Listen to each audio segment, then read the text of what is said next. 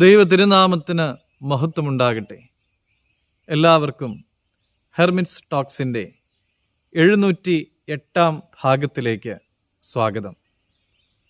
ഇന്നത്തെ പ്രഭാത ചിന്തയ്ക്കായി തിരഞ്ഞെടുത്തിരിക്കുന്നതായ വേദഭാഗം യാക്കോബ് 4 അധ്യായം 8 തിരുവചനമാണ്.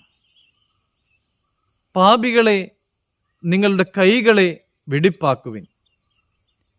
ഇരുമനസ്സുള്ളവരെ, നിങ്ങളുടെ ഹൃദയങ്ങളെ ശുദ്ധീകരിപ്പിൻ. COVID-19 മഹാമാരി വന്നപ്പോൾ കൈകളെ നല്ലവണ്ണം ശുദ്ധീകരിക്കുവാൻ കൊച്ചുകുട്ടികൾ മുതൽ മുതിർന്ന ആളുകൾ വരെ എല്ലാവരും പഠിച്ചു.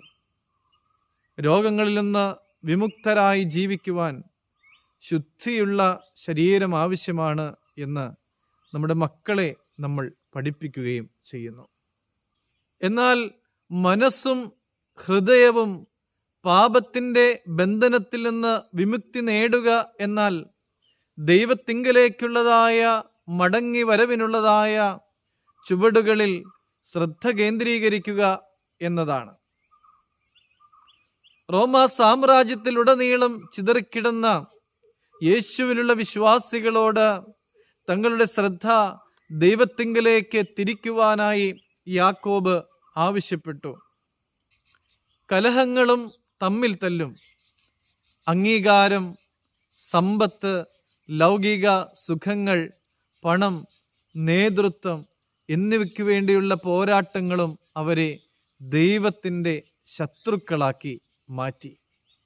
ആയതുകൊണ്ട് നിങ്ങൾ ദൈവത്തിന് കീഴടങ്ങുവിൻ, പിശാചിനോട് എതിർത്ത് നിൽക്കുവിൻ, എന്നാൽ അവൻ നിങ്ങളെ വിട്ടുപോയിക്കൊള്ളും എന്ന് അവരെ പഠിപ്പിക്കുവാനും തുടങ്ങി.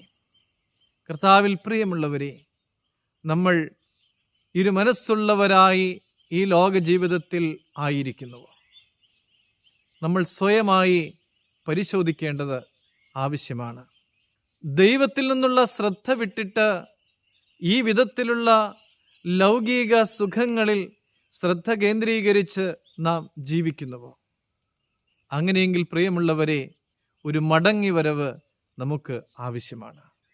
നമ്മുടെ ജീവിതത്തിൽ ഒരു ശുദ്ധീകരണം ആവശ്യമാണ്.